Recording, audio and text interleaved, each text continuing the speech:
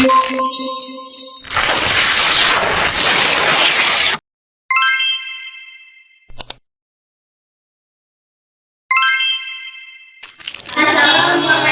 warahmatullahi wabarakatuh. Waalaikumsalam warahmatullahi wabarakatuh. Perkenalkan, kami dari kelompok 6 kelas 10 MPLB 3. Kali ini kami ingin mempresentasikan mengenai tari saman dan juga ratu jarot. Sebelum itu, perkenalkan dulu, nama saya Nasya Anwar dan ini rekan saya. Nama saya Narda Minanda. Saya Martin Rafiansa. Nama saya Salokari Saturahma. Oke, langsung saja kita menerangkan materi yang ada di sini. Dimulai dari definisi atau pengertian yang akan dijelaskan oleh Herwin. Nah, jadi pengertian dari tari saman ini adalah tari saman adalah tarian yang berasal dari suku Gayo yang dilakukan untuk merayakan suatu peristiwa penting serta perayaan religi Islam.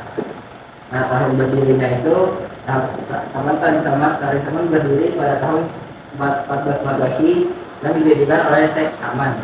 Di sini juga aku bakal jelasin iringan tarian saman. Yang pertama itu ada regum. Regum itu adalah pemuka atau mukadimah. Nah, yang kedua itu ada dering, yaitu regum yang diikuti semua penari.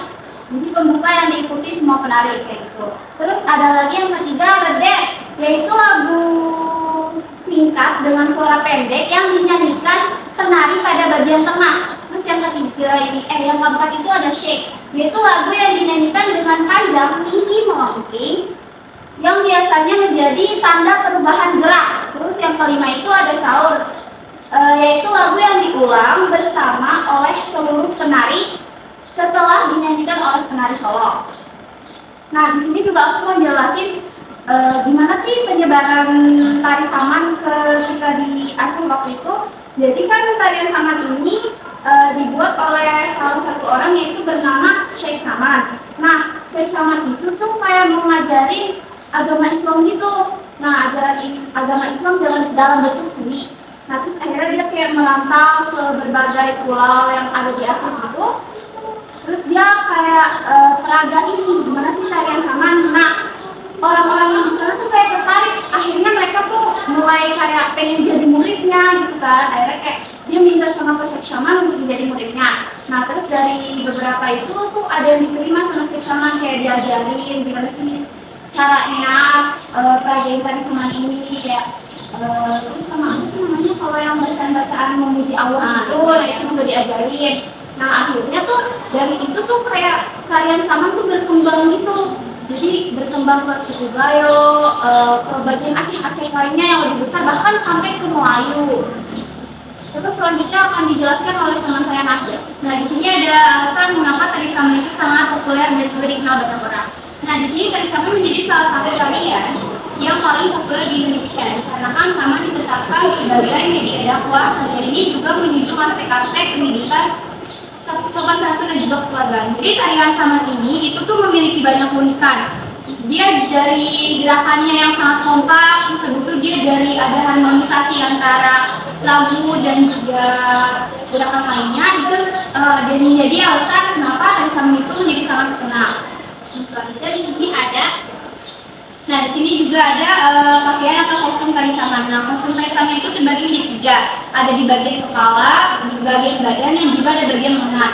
Nah, di sini di bagian kepalanya itu ada yang namanya burung celeng atau dasar tempuruk yang di bagian sini. Nah, dia itu biasanya berwarna hitam. Nah, tapi ada juga yang berwarna emas, itu kemasan.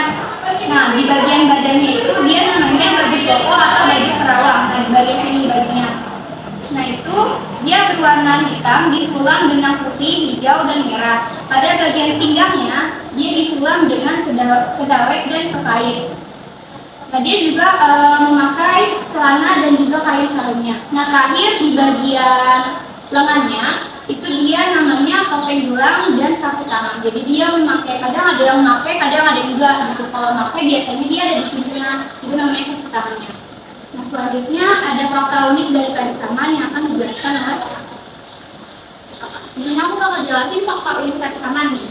Yang pertama itu tari saman juga memiliki keunikan tersendiri, yaitu dengan kayak yang tadi dicontohin sama si Nadia ya, dengan bergerak secara seragam mengikuti lagu atau iringan. Nah, terus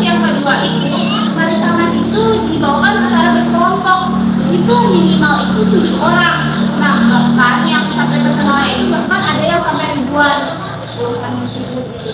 Nah, terus yang ketiga itu pada tanggal 24 November ini jadi peristiwa penting Tari Saman, karena Tari Saman ini tuh disahkan sama pihak UNESCO.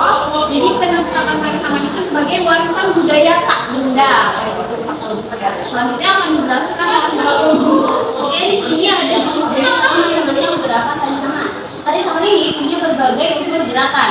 Nah, yaitu itu kayak pohon tangga dan juga berbeda. Gerakan ini tuh berupa gerakan guncang, kiruk, tikam, dan juga serang-serang. Selanjutnya ada juga gerakan tangan yang dominan. Jadi gerakan tangan yang dominan itu kayak cilok. Cilok itu gerakan kedua ujung jari. Terus ada juga cerkop. Cerkop itu kedua jari ini berhimpit dan searah. Terus ada juga tetok yang terakhir, gerakan tepuk dan juga tepukan tangan dalam berbagai posisi. Lalu ada juga selain itu ada gerakan lain yang berupa ada barisan dua penari ini bernyanyi dan juga menggerakkan tepuk tangan, dan juga penari lainnya ini mengharmonisasikan gerakan tersebut. Selanjutnya ada alasan kenapa sih Tari Saman ini menjadi warisan budaya tak benda yang diakui oleh UNESCO. Jadi alasan pertamanya itu yaitu agar tak semua warisan budaya yang ditetapkan oleh UNESCO ini berasal dari Jawa. Jadi di sini dipilih Tari Saman sebagai warisan budaya tak benda yang berasal dari Aceh. Karena Aceh ini yang bagaimana kita tahu Aceh ini juga merupakan daerah istimewa dan juga khususnya di daerah Gayo West, yaitu asal dari Tari Saman ini. Lalu yang kedua ada terdapat sosok penting di balik masuknya Tari Saman dalam UNESCO. Jadi ada sosok penting yang bernama Manukhan Carita. Itu dia merupakan tim peneliti yang mendukung masuknya si Tari Saman ini ke dalam UNESCO gitu. Nah, terus ada yang ketiga, Tari Saman melibatkan komunitas yang gak hanya terdiri dari pemain dan juga pelatih, tapi dia juga terdiri dari penggemar, tokoh terkemuka, tokoh agama dan juga sebagainya. Itu sih presentasi dari kami. Ada yang ingin bertanya? Kan Tari Saman sama tari Ratu Jaro kan memang dari Aceh, perbedaan kedua tarian tersebut Pak. Terima kasih atas pertanyaannya. Nih aku bakal jelasin perbedaan Ratu Jaro sama sebenarnya tuh dia agak mirip-mirip. Cuma perbedaannya itu Tari Saman itu dilakukan oleh laki-laki dan itu dia orangnya itu berjumlah ganjil. Sedangkan kalau Ratu Jaro itu lebih ke perempuan yang nari gitu. Dan itu ada berjumlah genap gitu loh, jadi kayak 1.600 atau 1.200 gitu. Sedangkan kalau yang laki-laki itu berjumlah ganjil. Nah, dari bajunya juga beda. Kalau misalnya yang Saman itu dia biasanya bajunya tuh gelap-gelap kayak hitam, terus habis itu emas, pokoknya gelap-gelap. Nah, kalau ini tuh biasanya kalau yang Ratu Jaro itu dia terang-terang gitu, kayak ada yang satu pakai merah, ada yang satu pakai hijau gitu. Kenapa kita lebih ngebahas Tari Saman? Karena kita mengambilnya Tari Saman gitu loh. Ya, karena Tari Saman ini juga kan udah ditetapkan oleh UNESCO. Ya. Jadinya kita memilih tari ini sebagai materi kita agar Tari Saman ini bisa lebih dikenal juga oleh masyarakat Indonesia. Sebenarnya Ratu Jaro itu juga mempunyai keunggulan. Dia tuh pernah tampil di Asian Games kalau nggak salah. Ya, itu sempat memukau. Dan itu juga banyak banget. Itu aja. Terima kasih ya penjelasannya. Ya. Oke, jika sudah tidak ada pertanyaan lagi, cukup sekian dari kami. Mohon maaf jika ada kesalahan dalam kata-kata dan terima kasih sudah memperhatikan. Wassalamualaikum warahmatullahi wabarakatuh. Waalaikumsalam warahmatullahi wabarakatuh.